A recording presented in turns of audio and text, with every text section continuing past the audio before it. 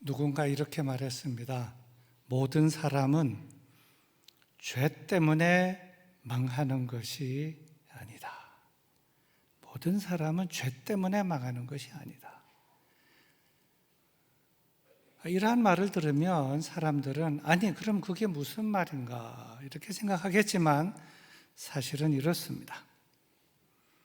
어차피 모든 사람은 죄 가운데서 태어나고 죄 지으며 살아가기 때문에 사람이 망하게 되는 것은 죄 때문에 망하게 되는 것이 아니라 그 죄에 대한 회개가 없어서 망하게 되는 것이고 결국 회심이 없어서 망하게 된다는 것입니다. 동의하십니까? 그러므로 예수님을 만나 회개한 사람이나 회심한 사람은 훌륭한 사람이요 복된 사람입니다. 그리고 이러한 측면에서 볼 때 오늘 본문에 등장하는 삭개오, 그는 훌륭한 사람이요 복된 사람입니다. 딱 한 번 만남으로 회개하고 새 사람이 되었기 때문이요 회심하고 아브라함의 자손이 되었기 때문입니다. 삭개오는 예수님을 딱 한 번 만나고 나서 그동안의 잘못과 죄를 뉘우치고 회개하면서 이렇게 말했습니다. 주여 보시옵소서, 내 소유의 절반을 가난한 자들에게 주겠사오며 만일 네 것을 토색한 일이 있으면 4배나 갚겠나이다. 여러분, 이런 일이 이렇게 변하는 일이 쉽겠습니까? 결코 쉽지 않습니다. 그런데 이렇게 딱 한 번 만나고 즉시 변한 삭개오를 향하여 예수님은 이렇게 말을 했습니다. 오늘 구원이 이 집에 이르렀으니 이 사람도 아브라함의 자손임이로다. 인자에 온 것은 잃어버린 자를 찾아 구원하려 함이니라. 이렇게 이 일은 참으로 놀라운 일이었으며 역사적인 일이었는데 이 일이 어떻게 이루어졌으며 어떻게 전개되었는지에 대하여 좀 더 소상하게 살펴보면서 은혜를 나누어 보도록 하겠습니다. 첫째로 여리고로 먼저 찾아가셨습니다. 1절 말씀입니다. 예수께서 여리고로 들어가 지나가시더라. 예수께서 여리고로 들어가 지나가시더라. 이 내용을 현대인의 성경은 이렇게 번역을 했습니다. 예수님이 여리고에 들어가 거리를 지나가고 계셨다. 거리를 지나가고 계셨다. 그렇다면 왜 예수님께서 여리고에 도착하여 여리고에 들어가 거리를 지나가셨을까요? 이것은 큰 관점에서 보면 여리고 사람들 전체에게 복음을 전하기 위해 여리고에 도착하신 것이고 여리고로 들어가신 것이며 여리고 거리를 지나가셨다고 보는 것이고, 작은 관점에서 보면 그렇게 여리고 시내를 지나가시다가 어떤 개인을 만나게 된다면 그에게 개인적으로 복음을 전하기 위해 여리고 거리를 지나가셨다고 보는 것입니다. 이 여리고라는 도시는 대단한 도시였습니다. 요단강 최남단에 위치한 도시로서 이스라엘에서 최고로 오래된 고대 도시, 역사를 보면 BC 7000년경에 건설된 도시로서 멋지고 아름다운 휴양 도시였습니다. 기후는 따뜻하고 수량도 풍부하여 각종 향나무와 과일나무 등을 많이 재배하는 나무의 도시였으며 특별히 종려나무가 많은 그야말로 부자 도시였습니다. 그런데 중요한 것은 이러한 부자 도시에도 복음은 필요했기에 이 부자 도시 여리고에 예수님께서 찾아가셨다는 것입니다. 당시 팔레스타인을 지배한 로마 제국은 유대인 지역 3곳에 세무소를 두었는데 한 곳은 가이사랴, 두 번째 지역은 가버나움, 세 번째 지역은 여리고에 각각 세무소를 두었습니다.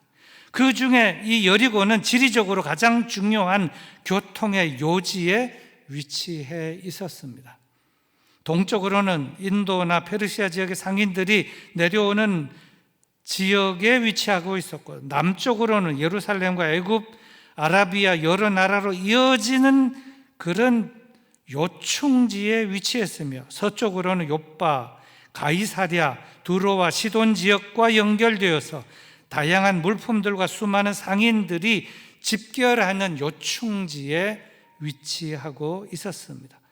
또한 성지를 순례하는 사람들이 예루살렘으로 올라가는 그 길목에 있었기 때문에 이 여리고는 수많은 물품들과 수많은 사람들이 오고 가는 위치에서 세금을 거두기에 가장 좋은 요충지에 여리고가 위치하고 있었습니다. 둘째, 예수님께서는 거기서 삭개오를 만나셨고 같이 식사하면서 교제를 하셨습니다. 2절부터 7절의 말씀입니다. 삭개오라 이름하는 자가 있으니 세리장이요 또한 부자라.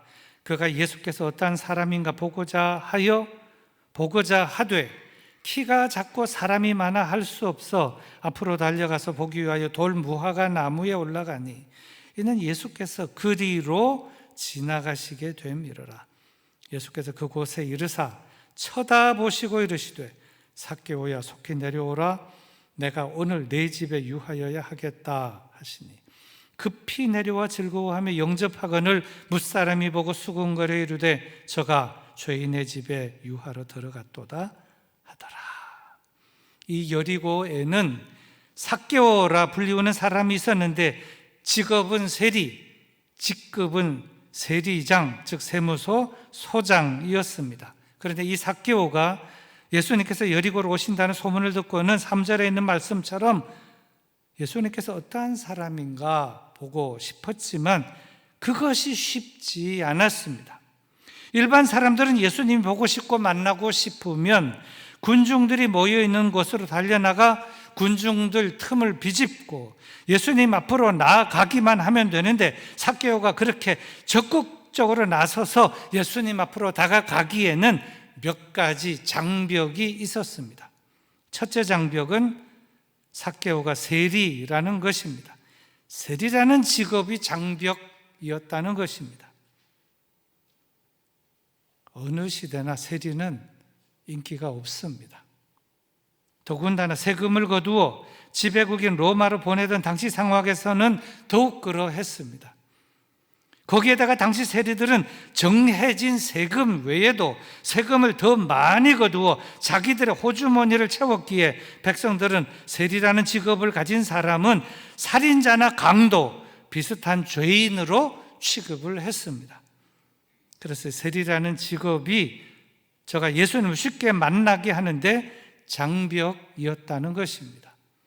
둘째 장벽은 사람들이 너무 많았다는 것입니다. 많은 군중이 장벽이었다는 것입니다.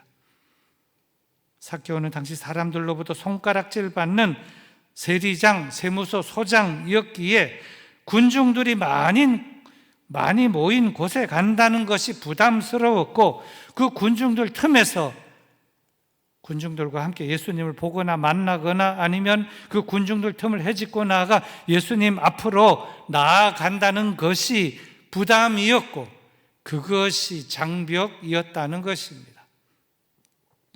셋째 장벽은 삭개오가 키가 작았다는 것입니다. 키 작은 것이 장벽이었다는 것입니다. 키가 작다는 것은 사람이 혼자서 세상을 살아가는 데에는 문제가 없습니다.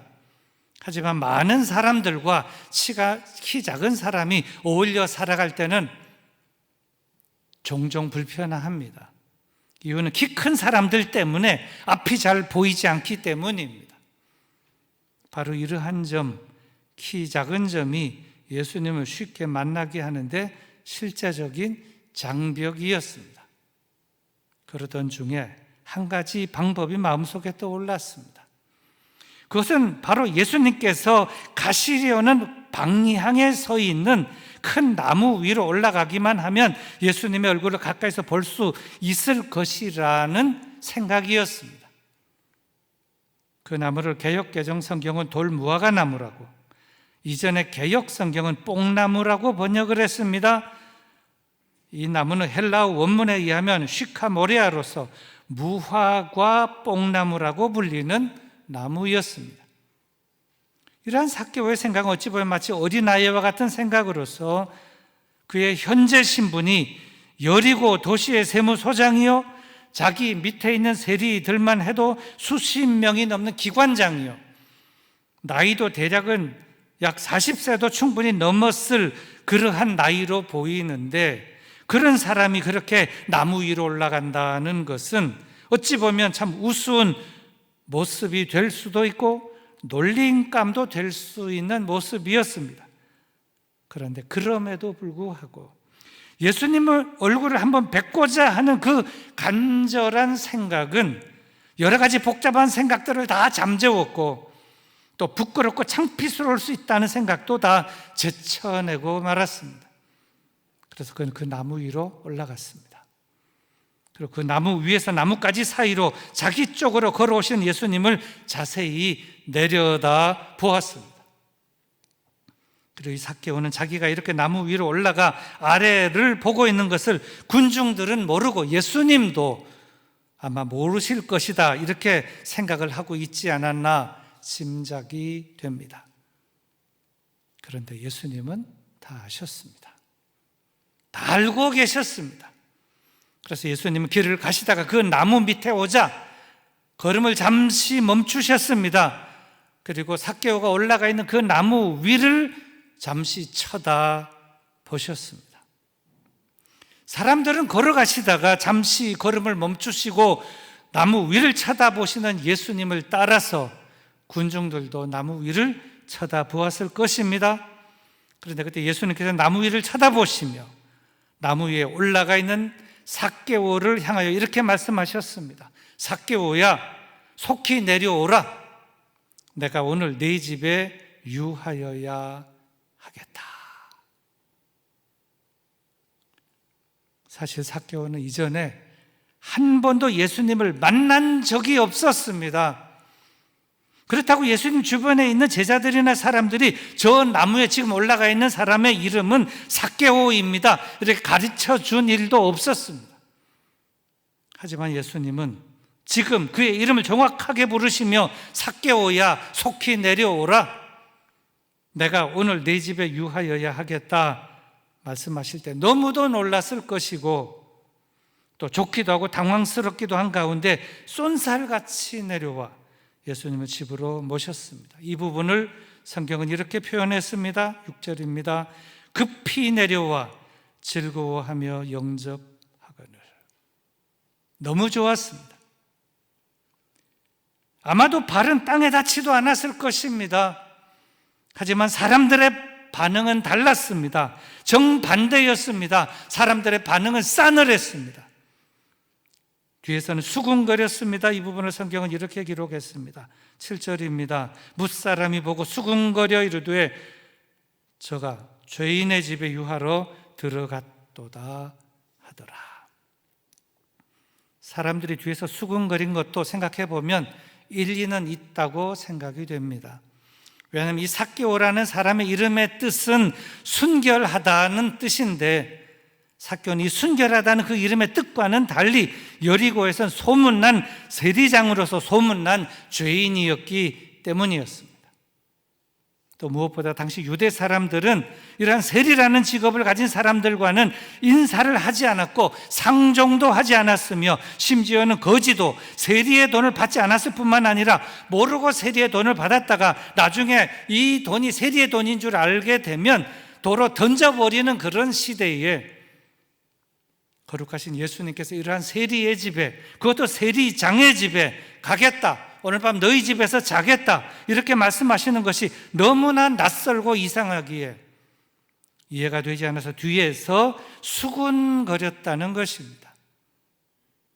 하지만 반대로 바로 이러한 점이 파격적으로 말씀하시는 이 예수님의 말씀이 삭개오의 마음에는 울림이 되었고, 삭개오 마음에는 엄청난 감동을 주었습니다.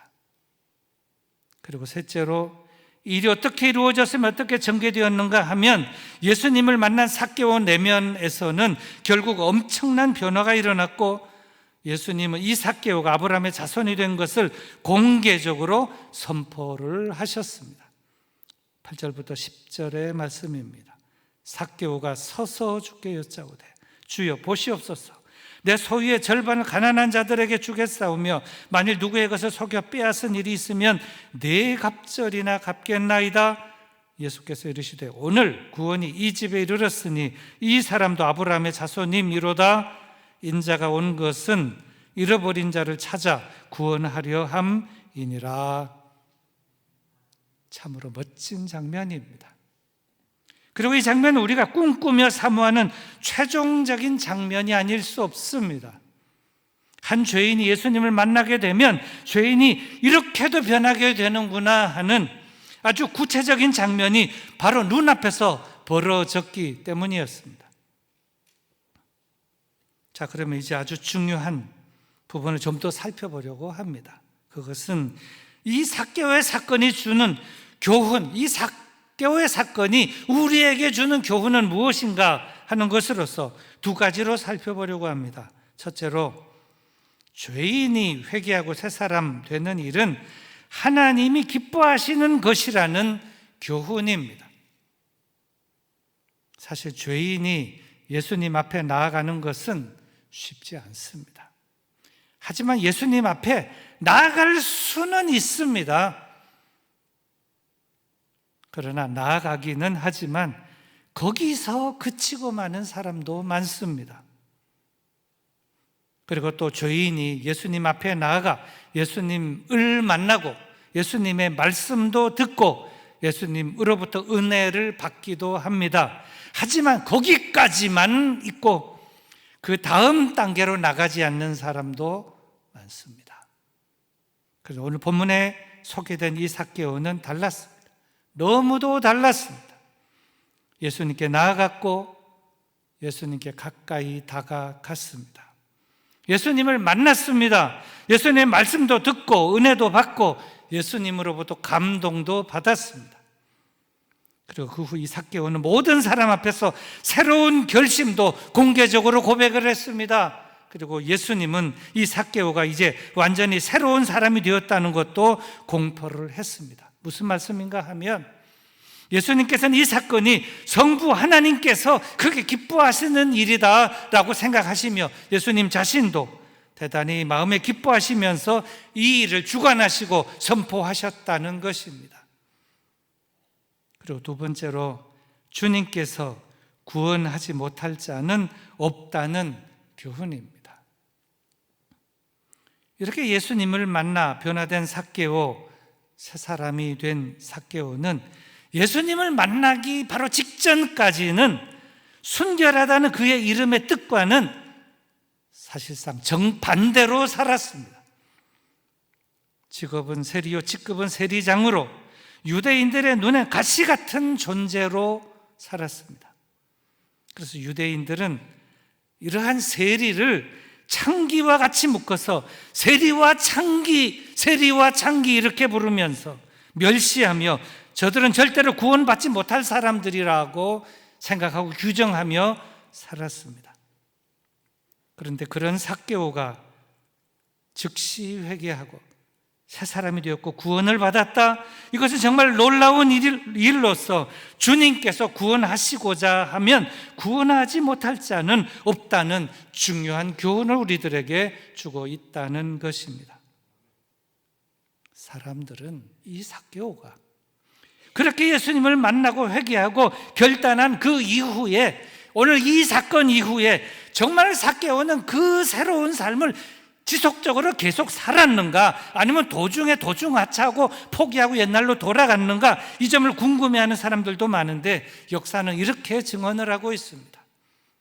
그 후 삭개오는 완전히 새 사람이 되어 후일 가이사랴의 감독이 되었다. 그는 그의 이름의 뜻처럼 순결한 사람이 되었고 정결한 사람이 되었으며 하나님의 말씀을 사모하는 사람, 열매를 맺는 사람이 되어 그의 마지막은 아름다웠고 순결했고 성결했다는 것입니다. 이제 말씀을 맺겠습니다. 말씀을 맺으면서 이 삭개오라는 사람을 좀 다시 한 번 더 생각해 보려고 합니다. 직업은 세리, 직급은 세리장. 당시 유대는 로마의 지배 아래에 있었는데 그런 시대에서 세리장이라고 하는 것은 나름대로 세상에서 성공한 사람으로서 실세요, 부자라는 것입니다. 남부러울 것이 없는 사람이었습니다. 그런데 이 사람, 이 삭개오에게도 말 못할 고민이 있었는데 그 고민은 누구에게도 말하기 어려운 고민이 있지 않았나 생각하면서 추측해보면 한 두 가지로 추측해 볼 수가 있습니다. 첫째는 신앙적 측면에서의 고민이 있었을 것이다, 이렇게 추측을 해봅니다. 그렇게 시세에 편승하고 정권에 아부하고 세리장으로 부자로 살아가기는 하지만 마음 한편 구석에서는 솔직히 내 이름이 순결인데, 순결하다 이런 이름의 뜻인데 내가 이름값 하지 못하고 이름대로 살아가지 못하는구나, 무엇보다 신앙적으로 내가 이렇게 살아도 되는가 하는 신앙적 고민이 내면 깊은 곳에 있었다고 본다는 것입니다. 둘째, 민족적 측면에서의 고민도 있었을 것이다, 이렇게 추측을 하는 것입니다. 왜냐하면 세리장으로서 시류에 편성하여 잘 먹고 잘 살고는 있지만 사람들은 저를 가리켜 반민족주의자라고 부르며 흉보고 있기 때문에 이러한 점이 저를 내심 고민에 빠뜨리게 하지 않았나, 이렇게 본다는 것입니다. 그래서 이 삭개오가 예수님께서 여리고로 오신다는 소문을 듣고는 나도 예수님을 보고 싶다, 나도 예수님을 한번 만나고 싶다는 마음을 가지게 되지 않았나, 이렇게 생각하는 것입니다. 제가 예수님을 보고 싶고 만나고 싶은 것은 더 큰 부자가 되기 위함도 아니요, 더 좋은 직업을 가지기 위함도 아니요, 더 큰 세력을 얻기 위함도 아니고 무슨 병을 고치기 위함도 아니라 이러한 몇 가지 고민들 때문에 제가 예수님을 만나고 싶고 가까이 가고 싶지 않았나, 그렇게 생각한다는 것입니다. 그리고 또 이 삭개오가 예수님을 정말 보고 싶어한 그 내면적인 이유 중에 한 가지가 있다면, 예수님은 거룩하시고 반듯하시고 정의와 공의를 말하시는 분이신데 그럼에도 불구하고 예수님에 대한 소문은 이런 소문이 있다. 세리와 죄인의 친구, 세리와 죄인의 친구, 이런 소문도 있어서 세리와 죄인의 친구인 예수님을 나도 한번 보고 싶다, 그렇게 추측한다는 것입니다. 사실 예수님의 12 제자 중에서 마태라고 하는 사람, 그는 제자가 되기 전에 전직이 세리였습니다. 마태는 세관에 앉아 있다가 예수님에게 불림을 받아 나를 따르라 그럴 때 하던 일을 멈추고 즉시 따라 나서 제자가 된 사람이 아닙니까? 그래서 이 삭개오는 자기도 세리이기 때문에 여리고로 오신다는 예수님의 그 소문을 듣고는 나도 예수님을 한번 만나고 싶다, 세리와 죄인의 친구, 마태를 부르신 그 예수님, 자신에게 온 그 한 번의 기회를 놓치지 않았고 그 기회를 사모하면서 결국 예수님을 만나 은혜를 입었고 새 사람이 되었고 제자도 되었다는 것입니다. 이 삭개오 사건이 오늘 나에게 주는 메시지가 무엇인가? 우리는 사실은 다 삭개오와 같은 존재들입니다. 예수님께 나아가기 전에, 만나기 전에, 부름을 받기 전에는 손가락질을 받고 이런저런 욕을 받는 그런 죄인들, 똑같은 죄인들이 아닌가. 그런데 한 번 예수님이 오신다, 예수님을 만나고 싶다, 예수님이 지나가신다. 그 한 번의 기회, 그 은혜의 기회, 그 은총적 기회를 사모하고 놓치지 않고 삭개오는 뽕나무 위로 올라가, 돌무화과 나무 위로 올라가서 결국 예수님을 만났던 것과 같이 우리에게도 다가오는 그 은혜의 기회, 은총적 그 기회를 놓치지 않고 예수님의 큰 은혜 속으로 들어가는 우리가 되어야 한다 하는 그 점이 이 삭개오 사건이 오늘 우리에게 나에게 주는 귀한 메시지라 본다는 것입니다. 우리 말씀을 생각하면서 다 같이 잠시 기도하도록 하겠습니다. 하나님 아버지, 삭개오와 같은 나를 불쌍히 여겨주시고, 삭개오야 속히 내려오라, 오늘 내가 내 집에 유하여야 하겠다, 그런 말씀, 그런 비슷한 말씀도 우리에게 나에게 주시옵소서. 이 기회, 그 은혜, 그 은총적 기회를 놓치지 않겠습니다. 우리 다 같이 조용히 기도하십시다.